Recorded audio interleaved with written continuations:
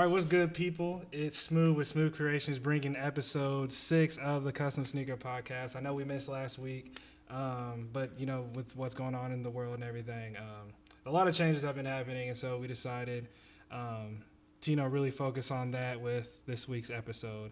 Really just the status of our nation and what's going on in the world right now. And I have Garrison, who's a part of the team, who does a lot of behind-the-scenes work.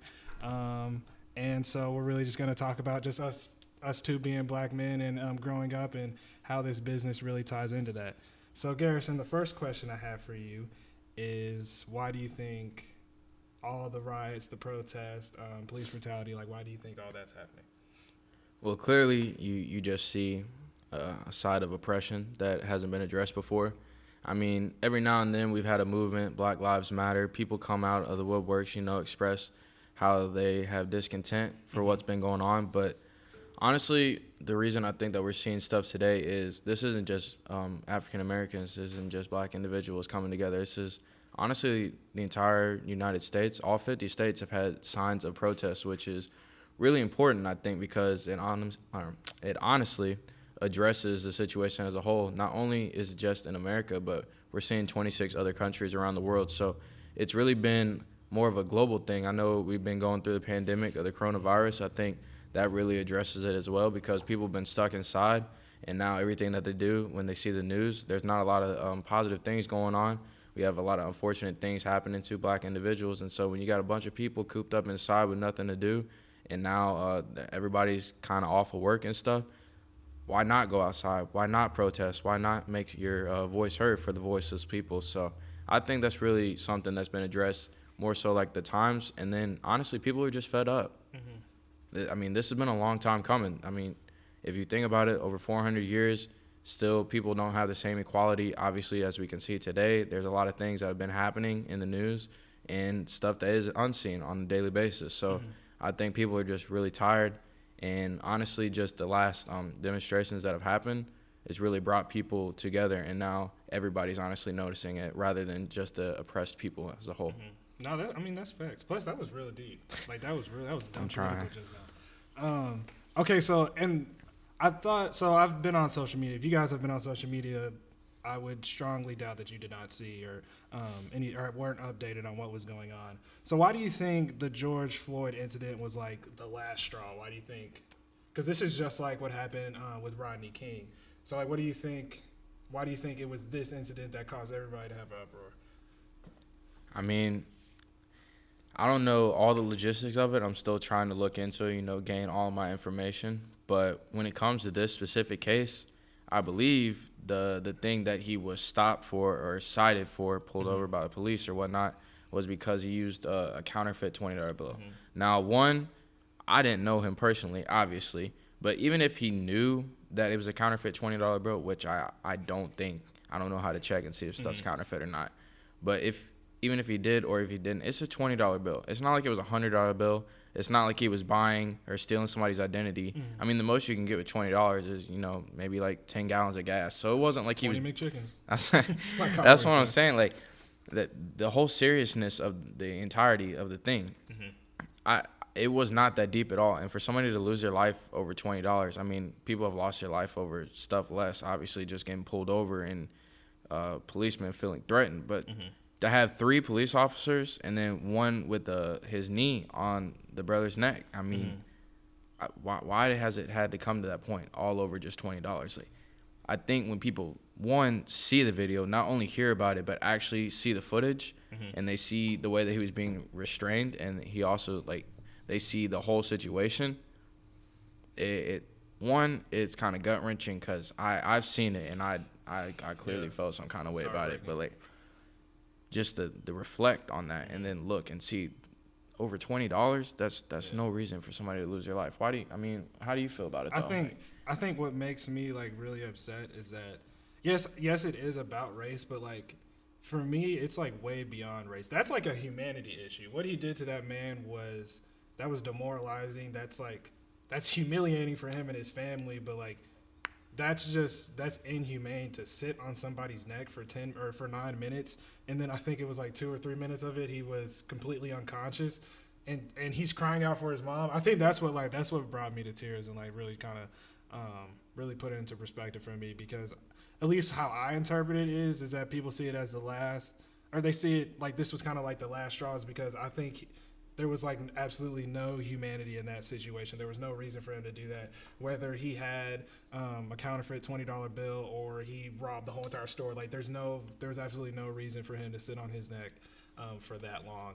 And I think I don't know, that's just, and I think, like you said, kind of just black people are really fed up and tired because, one, you never settle for inequality, but in a situation like that, they're not even being treated as a human. He's not even being treated as a human. And I think, like, when I look back at, like, the civil rights and people, like, trying to, like, equal rights and everything, I think what is crazy is that we're not asking for a leg up. We're literally asking to be civil. Just like, to be seen as an equal. Like, we're literally asking to be equal, civil. And so to sit on a dude's neck like that, not only is that not equal, but you're literally like he's like you're squashing a bug or an ant. Like that was really, really heartbreaking for me. And so that's why I feel like that it was definitely the next step. Yes, black people are tired, but that's even inhumane. And I feel like with a situation like that, you even see we have so many support from other countries, and I think it's so much bigger is because now everybody else sees it.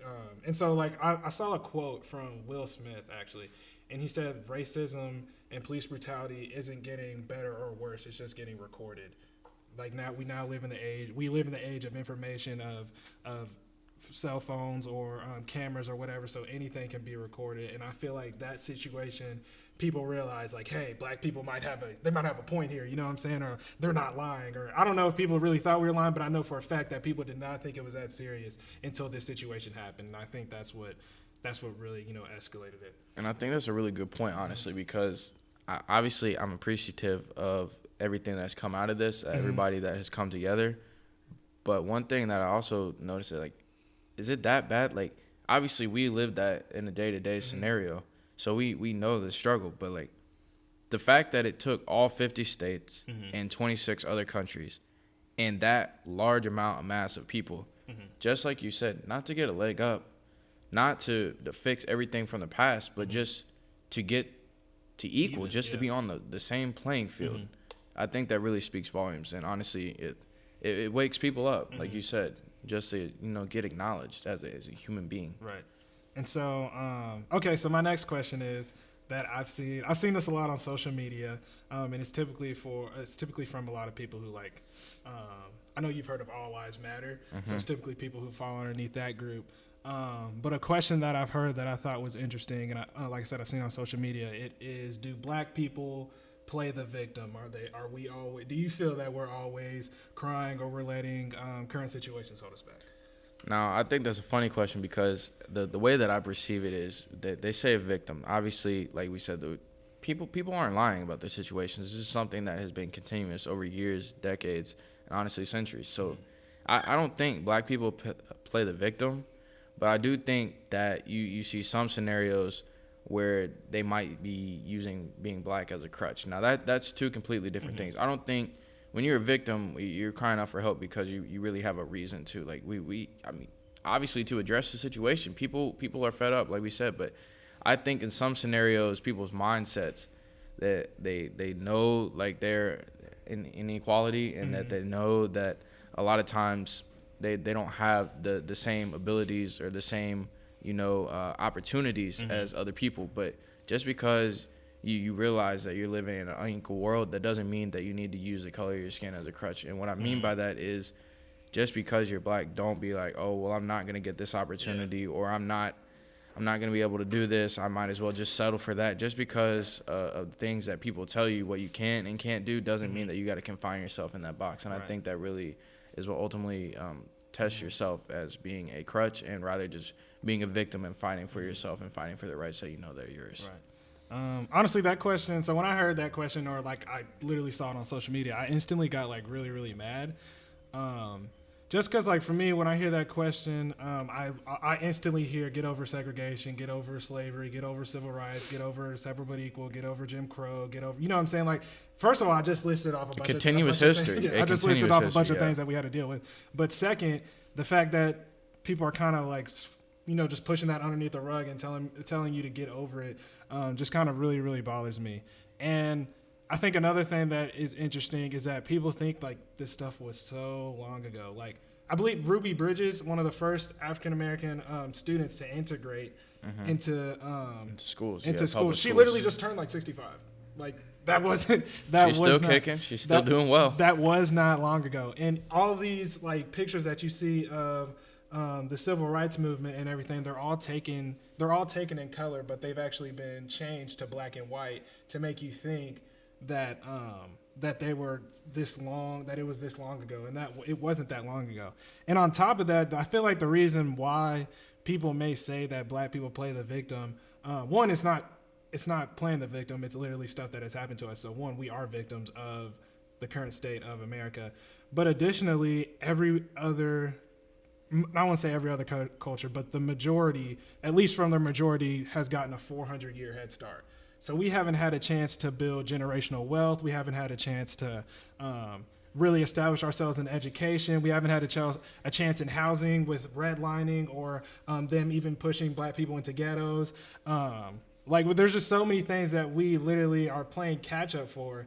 And just to hear other people say like, y'all are playing the victim really bothers me, because we started off behind. And I even remember like even in like the honors program and being in like certain classes, I even remember like hearing that when black people were released from slavery, some of them even went back. Some people, they didn't know how to adjust. We didn't know how to read. We didn't know how to adjust. There was nothing. So you know what I'm saying? So coming from that, and just knowing how to function, like for example, a lot of times black people struggle financially, but the reason they struggle financially is because no one taught them the value of money. They didn't teach them the value of money because their parents don't know about the value of money. Their parents don't know because their grandparents don't know, because that's generational wealth. We didn't have that choice. We didn't have that option because we started off at the bottom. And so I think, at least with that question, that I don't know, that one really bothers me on that one.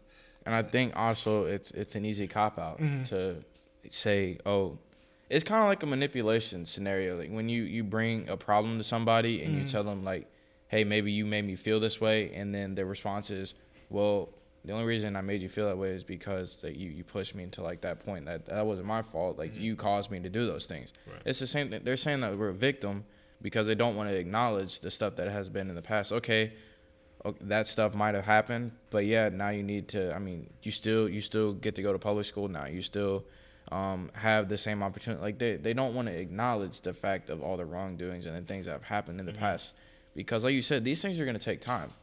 Like we want change now, but ultimately, even if we do get the equality, which we will get it, we will get it. But when we get it's going to take some time. Over 400 years of damage. That's not just fixed in a day. That's like you said, generations and generations. But if it starts with us now, yeah, no, that our kids and then their kids, we'll flip it around and things will get better. Yeah, no, I mean, like I said, with that generation, or just being 400 years behind, like, and I feel like people don't really get what that means. Like the reason why a lot of times, like even with the coronavirus, that they say it's more prominent for African Americans to get it, or like AIDS is more prominent for African Americans to get it. Just all types of these diseases are more prominent for African Americans to get because we don't have the finances to get healthcare or health provide. Or we've even literally been denied to get bank loans or to get loans for houses or anything like that. So people like they just want to throw out that stat, and I'm like, you literally realize that we did not get an opportunity to set ourselves up and set up generations for success. It's not just racism; it's a setup of systematic oppression. Yeah, no, that's a question I was really passionate about, and I was really interested on hearing that. And I know, like, when it came to public speakers or, like, honestly, celebrities, maybe athletes coming to speak about what happened and you know how they feel and what's their take on it. One thing that I thought we could look at is Drew Brees, because what his statement was, he was addressing the American flag and how the NFL would respond, because I mean, clearly you see all the support now. Colin Kaepernick was kind of doing that by himself a couple years ago, and obviously things have definitely changed into his things have definitely changed into his favor. So when Drew Brees was asked about, you know, when the national anthem comes on, how would you feel about kneeling? And he addressed it with, I feel like I would never support anything that would disrespect the American flag. And then he went into talking about like his grandparents and how they fought in the war and like how he just saw that as a sign. He didn't look at that as, you know, standing up for other people that are being oppressed. He saw that as just disrespecting the country and what his grandparents were for. So what do you think, like, when minorities see the American flag, or when minorities, even though relate or like born in America, like how do you feel about that as a whole? What do you think the American flag like symbolizes? Okay, I'm glad you asked that because I also wanted to hit on that. So I looked, I was watching, I can't remember what exactly I was watching, but anyways, they have, like, it's proven that Drew Brees said that exact same thing in 2016. When Colin Kaepernick started all this, it was either 2015 or 2016. When Colin Kaepernick started kneeling and peaceful protesting, he said the exact same thing. I don't respect anyone, and I'll never approve of anybody disrespecting the flag. And I think what's interesting is that when he said that in 2016, it was you didn't even know he said that. Like, it wasn't a big deal. One, everybody was saying it, but two, it wasn't a big deal. And now it's a huge deal. But the reason it's a huge deal is because the whole entire world is changing. Like, one, through the George Floyd, but there's also been a lot more incidents this year alone. So I thought that was really, really interesting that he hasn't switched up at all. The world has switched up from underneath him and has, you know, turned an eye to it. But as far as that, what Drew Brees said, I think what really bothered me about that, and I've heard this just growing up where I grew up and growing up in a predominantly white area. And like, for a lot of people, they'll think that, I don't know, it's almost as if they like assume that like black people didn't participate in the wars and they didn't, you know what I'm saying? They weren't in the army. I had multiple like relatives and family that were in the army. Like, you're forced and unforced. Yeah, I was about to say, like, forced and unforced. And what a lot of people don't realize is that at first armies were segregated. It was black and white armies. Black people fought so good that they got rid of that and they integrated the armies. You know what I'm saying? And I think when he said that, I think about my grandparents and like relatives fighting, and then like I start crying and I tear up thinking about all that.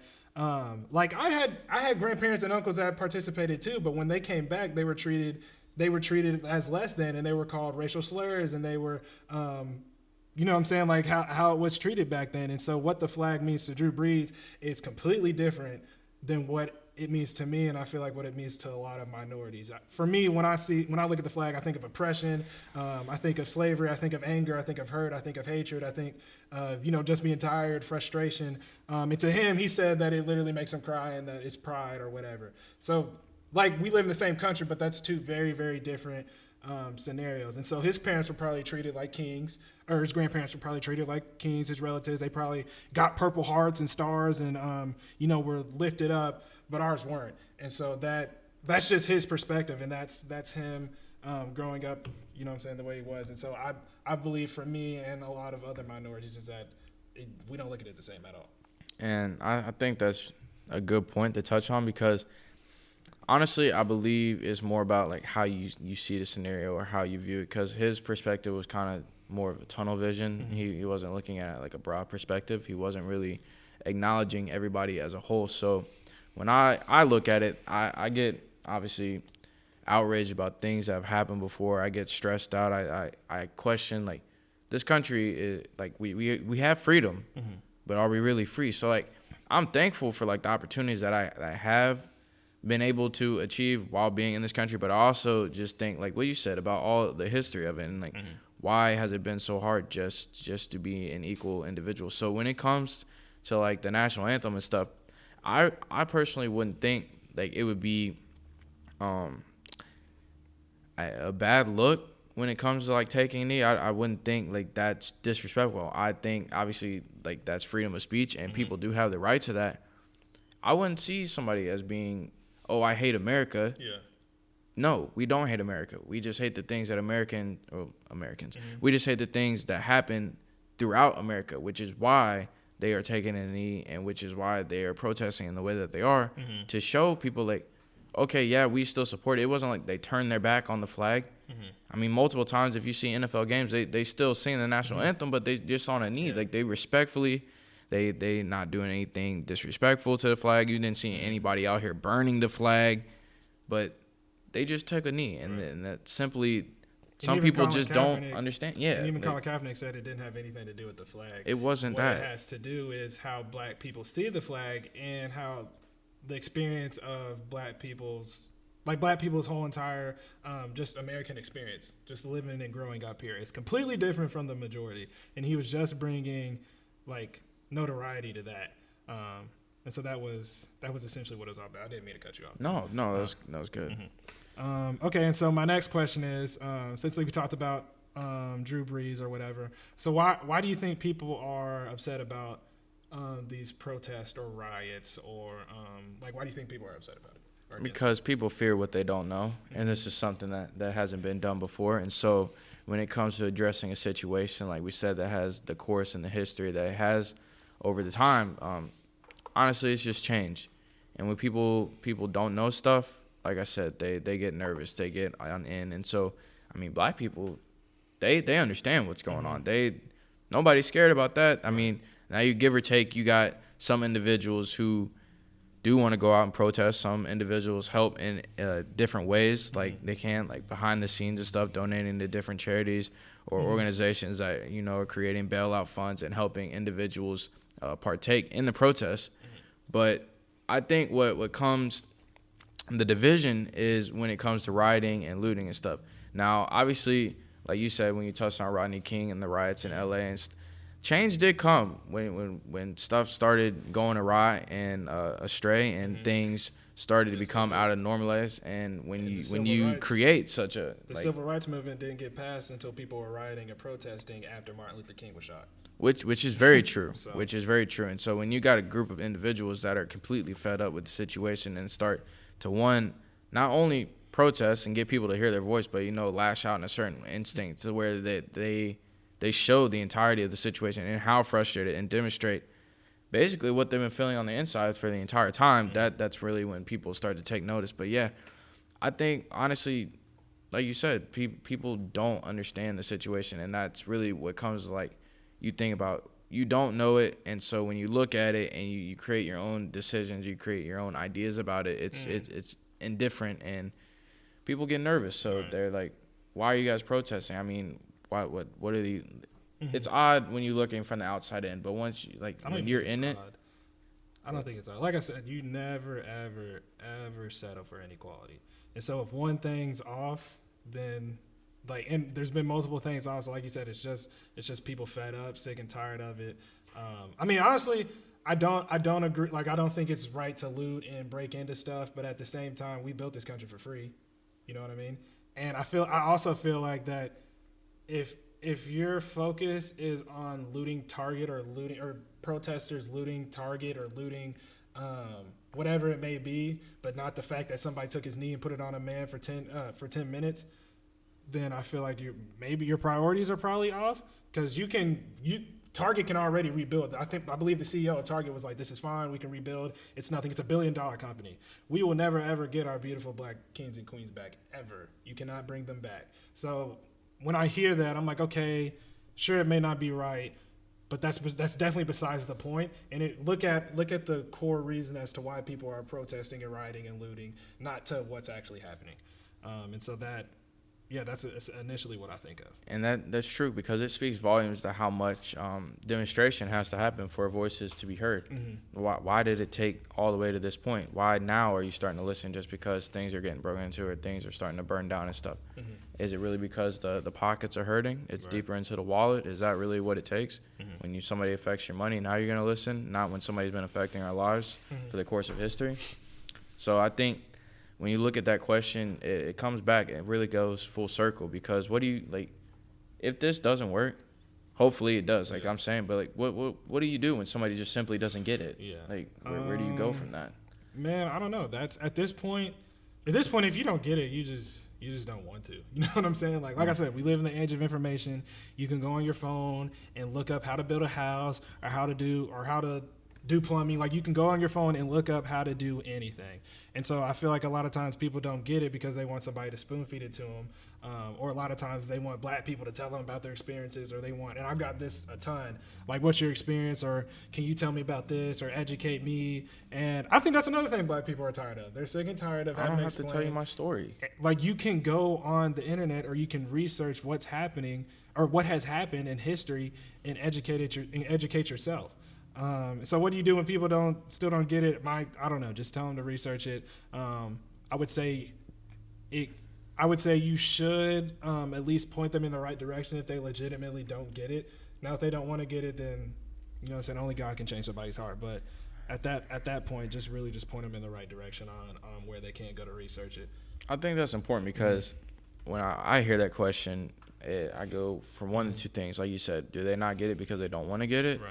Or do they not get it just because they simply don't know? And like you said, we live in a day of technology and age, and so how do you really not know something if you got a phone? You should probably know this by now. So, I mean, ultimately, it's a judge of character, and I think if you can tell somebody sincere within their efforts and they actually are coming to you, not to, hey, can you tell me like how you've been oppressed?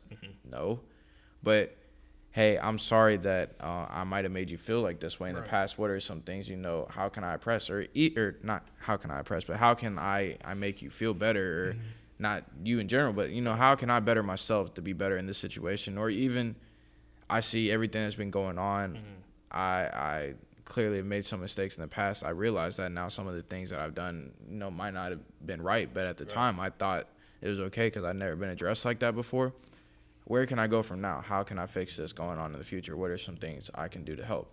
I think that's really the step that it takes, because when you're uncomfortable, yeah, it's uncomfortable. But, I mean, you think about being black. Yeah, apparently that's uncomfortable because that makes everybody. So we can't change the color of our skin, but you can definitely change your mindset and change your attitude the whole different. So I think when you look at that, you just got to check somebody's character and see, ultimately, are they being, like, okay, or are they just – obviously, like you're saying, being arrogant or ignorant in a situation. Okay. Ooh, I got another question off script. So how do you feel about people who say, like, whoa, I'm not racist, like, oh, I'm not racist, like, I'm good? If you got to take yourself and defend yourself like that to the point, clearly you either A, subconsciously feel that in the back of your mind, or B, you're trying to cover up for something and really try to, misdirect. Because if I walk up to somebody and be like, I'm not racist. I got like a couple black friends. Well, clearly, somewhere in the back of your mind, or when you lay your head down to go to sleep, you thinking either prejudiced thoughts, or you're thinking about things that have happened in the past that you clearly know that you've done wrong, and that's wrong. But yet, because you have your quote unquote token black friends, that makes it okay because you're not racist. I think for me, that question, I don't know. Like, that's just one. It's just opting out. But I think for that, okay, you're not racist, but you're still benefiting from it. You know what I'm saying? Like, you're still benefiting from what this country was built on, and that's primarily the majority who say that's what I'm talking about. Acknowledging the problem. Yeah, you're okay. Like, you're not racist, but you're still. Are you doing anything to help? Yeah, that's what. And not being not racist and not wanting a part of it isn't enough, and it hasn't been enough. And like I said, at the end of the day, you're still benefiting from it. You're still a result of that problem. You're still a result of systemic oppression, of racism, of bigotry, of redlining. You know what I'm saying? Like, you still, just like I haven't benefited from it, or you haven't benefited from it. So it's the same deal. So I don't need someone to tell me I'm not racist. I need action at this point. I need you to be. You don't have to be out there protesting. You could be a part of the funds, or literally just having these hard conversations with your family, with your friends, or whatever it is. Acknowledging your privilege. And honestly, by being a bystander, that makes you no different than somebody that's still being an oppressor. Yeah, so that, I don't know, that was a question, or that's what I've seen from a lot of people on social media, like saying like, oh, all white people aren't racist, all this and that, which they're not. You never assume, of course, you never assume a black person's this way, or Mexican or Asian. You never assume anything about a culture or a race, but at the same time, one's benefiting from this world and the other one's not. And so at that point, you have to make a choice and be a part of the solution, and not just sit and opt out, because then it's just a problem. We're not saying be mad because you're white. We're saying do something because you're white, because clearly the world recognizes and acknowledges that you're white in a positive way. And so, and you definitely have the power to change it. So that's I don't know. That's how I feel about on that issue. But so my next question is, so we're both 22 now. We both grew up together, so I know we'll have similar experiences. But what challenges did you face growing up and even today? Just being black, honestly. I think there's two things that I kind of want to highlight, and it's basically just stigmas, because where we grew up, I didn't have a terrible childhood. My parents were good to me. They're both loving and supportive, obviously giving me everything. So I can't complain about anything like that. But just in the school system in itself, we went to a good school. We learned a lot. I feel like it prepared me for college. But the individuals that was surrounded in that school, it definitely had times, trials and tribulations that you learned from.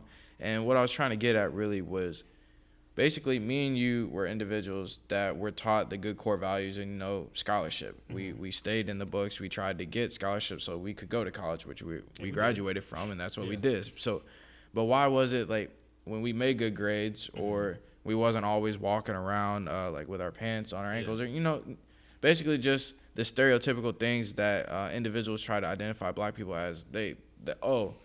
You guys are the whitest black guys I know. Why is it by doing your job? Why is it by showing up, doing the right thing, staying out of trouble, being a contributing member to society? Why does that make me white? Where is that stigma coming from? And so that's really what I didn't like. So it's basically and what's sad is you'll get that from white people, but you'll get it a lot from black people. And it's almost like you're a sellout, or they think you're I like rap music. We played basketball. But I mean, like, you should care just as much about doing your schoolwork, just as much about trying to better yourself, because like you said, 400 years back, you don't have an opportunity to slack off. Right. You got to work twice as hard just to be viewed as half as good as somebody else. And so when it came to that, me and you, we got the good, hard life lessons from our parents that taught us, we got to do this. And even though that it's not right, these are things that we have to get done just so we can make something of ourselves. But that apparently made us white. And so that's really stuff that I didn't like. But ultimately, I feel like that was just more the demographic.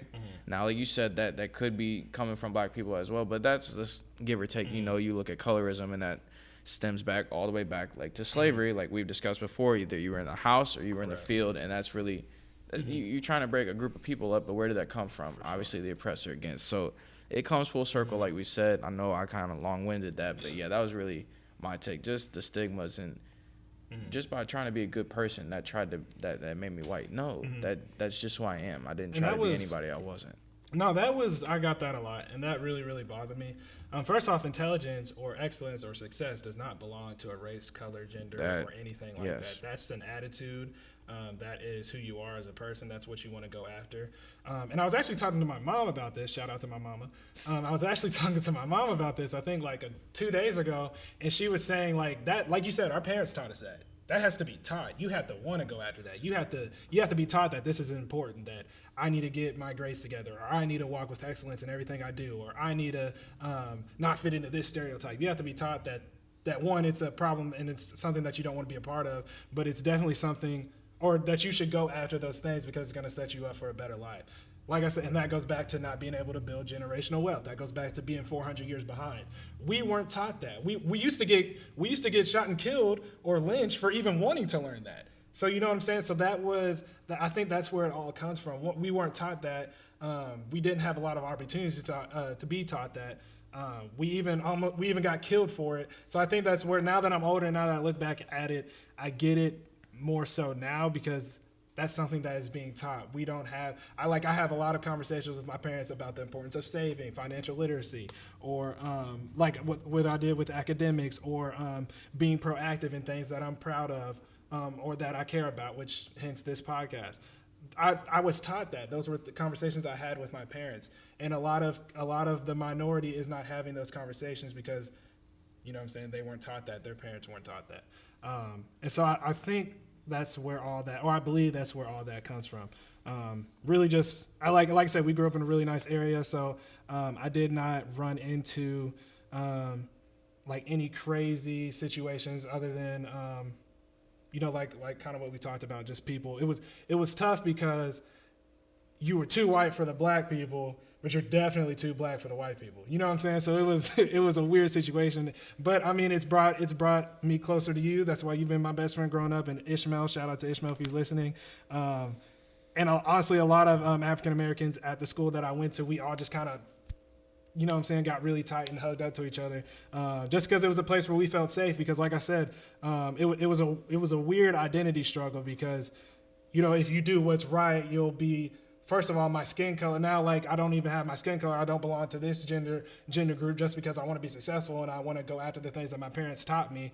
But if I do go after those things, then now I'm the whitest black guy ever. So it was really hard. And, you know, growing up, it was really tough to be comfortable in my own skin color and in my identity, because either or, you know, I was taking it out. So. Success is not a skin color, it's a mindset, and so that's really something to look at. Gotcha.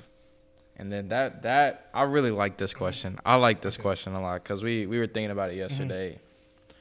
Obviously, you got culture, you got fashion, you got music, you got sports, you got shoes. Why do people features too, we forgot about that. But why do people want to be black so much until it's really time to be black? I think, do you remember that, okay, we're going to start talking pop culture. Do you remember that J. Cole song when he was responding to Lil Pump's diss? And he was saying the reason why you have all these followers because they listen to your music and they think that's how being black is. They think that's how you feel, how it feels to be black. So I think we have, like, our culture is, honestly, I love our culture. I love black culture. It's a really beautiful thing, and a lot of things that is in place in our nation is because of black people. So I think people recognize the uniqueness. They recognize, you know, the power in it, the struggle, and of course the power in it. And I think they want to be a part of that. Like, who wouldn't want to be? You know what I'm saying? Rap music, literally. I think what's so cool about black people is that we can put our own spin on almost anything and turn it into something beautiful that other people want to be a part of. And so I think other people want to be a part of that. But once it's time to actually be black in a time like this in the nation, you won't hear that because they only want to get the good side of it, the side that they can buy, the side that they can wear, the side that they can listen to and act tough about it. And even some people that I knew just being in college or being in high school, I knew was a part, like they were a part of that culture. They love rap music, or they love fashion, or they love just all these different things that is black culture. But when it's time to a situation like this, they're definitely on the opposing side. So that, I don't know. I don't really have an answer to that. I just know that I just think it's fascination, honestly. The way that I look at it, it was tough, obviously, to realize this. Right. But when I thought about it, I looked into it. I was like, what you said, people like what they can have, but people don't like to be stuck in that. And so once they feel like, okay, I like these shoes, or I like these clothes, or I like the culture, that's cool, because at one point they can lay down, they can give that all back. Right. We can't give that all back. And so, like, they want the nice side of things. They don't think that individuals that are black are the worst. Now, some people might, but they don't think black culture is terrible. They just want to take black culture, like they have with it when it comes to land, or when it comes, you know, colonialism and everything like that. They want to take it, but they don't want to live like that, and they really don't need to do that. So like, it's easy for them. It's kind of like flipping a light switch. You can have what you want, but when you want to go back to the dark, you just flip the light switch back off. And they don't really understand what it means to be black, because they're taking all of these cultural identities or whatnot, and they don't have to deal with everything that we have to deal with. So it's kind of like the easy way out. Like you said, I don't regret being in the situation that I am. That I'm not like, I wish I was somebody else, because I am who I am at the end of the day. But like you said, things are popping over here. Like, the stuff is fun. People, I mean, there wouldn't be. It's critical out here. Yeah, it's serious. Like, you look at shoes. You look at, like, why are people drawn to that? Why is there a fascination? Because you can't find that anywhere else. Right. And like, I'm telling you, bro, there wouldn't be Nike. There wouldn't be these major shoe companies, like chains, like all that. You know what I'm saying? Like, black people started like all of that, like style, all that, like swag, everything. Even the word swag, like all of that, like that is black culture, being able to put a spin on that. Like, for an example, and this is weird, but the N-word was used as a very derogatory push down term for black people. Now it's used as a term of endearment that we use to joke around and like just play around with. You know what I'm saying? And that is a perfect example of how just black culture is just able to put a spin on something like that to turn it into something that the majority wish that they could say, and they have a problem with not being able to say, you know. And there's literally been fights of people saying that word because how I look at it as it is, that's a word that it's black people's word now. Like you use that as a word to put down like my ancestors, my culture, but that's a word that they took back. You know what I mean? And I don't know. I just think it's just a real beautiful thing, just being a part of that culture.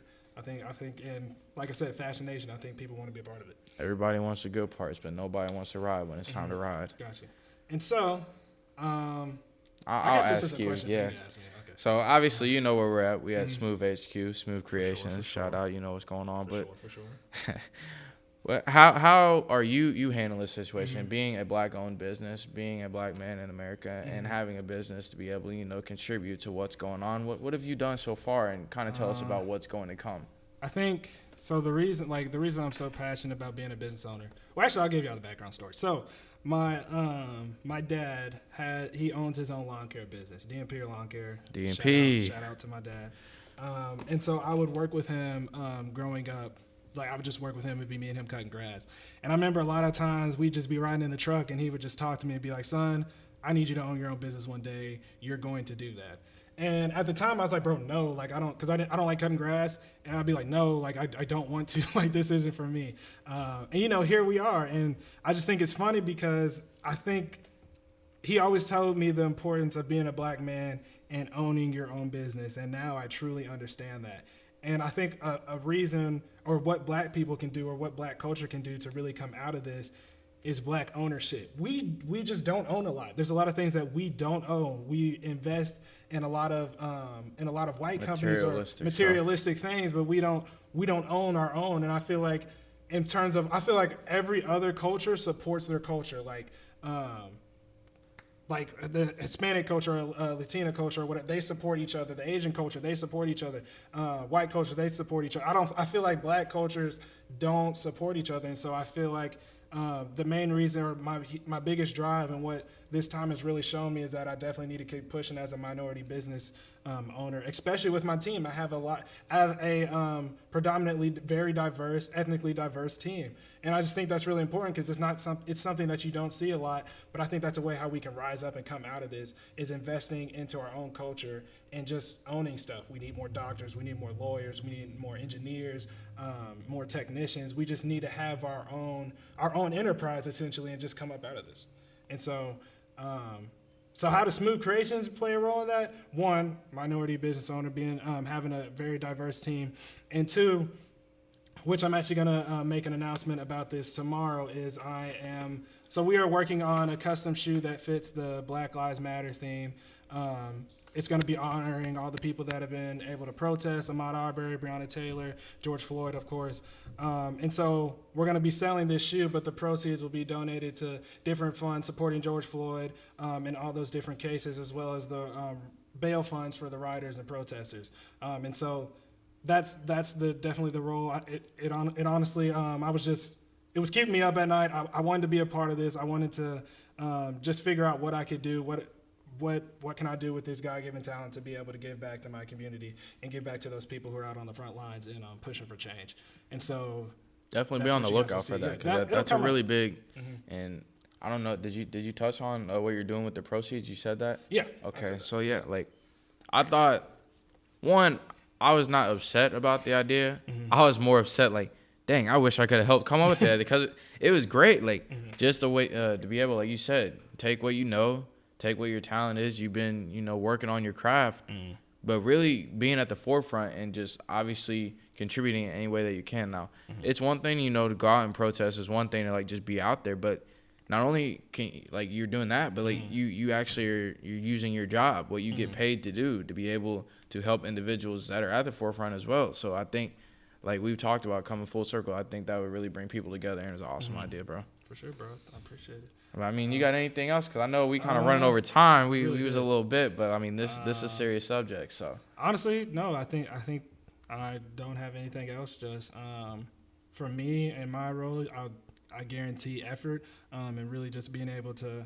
I want to be able to inspire the next Isaiah, inspire the next African American kid to own his own and be an entrepreneur, or if he doesn't want to be an entrepreneur, just being able to pursue anything that he wants with a vengeance or with excellence, and make sure that you always give back to your own and invest into your own community. And that's really the role that I'm going to be doing. This time is definitely, like, what our nation is going through has definitely taught me and really just pushed me to be able to do that. So, and that's true, because things are never going to be the same. No, not at after I mean, I hope not. With this virus, that's one thing for sure. But now we got a real movement. We got the numbers, we got the voices, we got the people, we got the actions, we got the protests, we got the petitions, and I mean, we got the vote coming up. So that's really important. But change is gonna come. For sure. And we gotta be changed. We see change, and so I think, like you said, this. I would have never thought 2020 would have been the way that it was, but I'm for sure glad that people have finally got a clue and they really are coming together in this. So I appreciate you for bringing me on. Thank you for coming. We talking about it, we're sharing our stories, we're really wrapping up. But gotcha. I mean, it's a real. Now. Like, yeah. So Garrison, he'll be, like I said, he's typically behind the camera. But for a lot of our podcast episodes coming up, he'll definitely be in front of the camera, me and him just talking about different concepts. We typically don't talk about things as controversial. That's like coming up. It's typically going to be about sneaker culture, streetwear, the fashion industry. But with what's going on, we felt it necessary. It's definitely something that we had to touch on. But thank you, Garrison. Thank you to our viewers, you guys for tapping in. And we will see you guys next week. Hopefully we won't miss any more weeks. We will see you guys next week on episode 7 of the Custom Sneaker Podcast.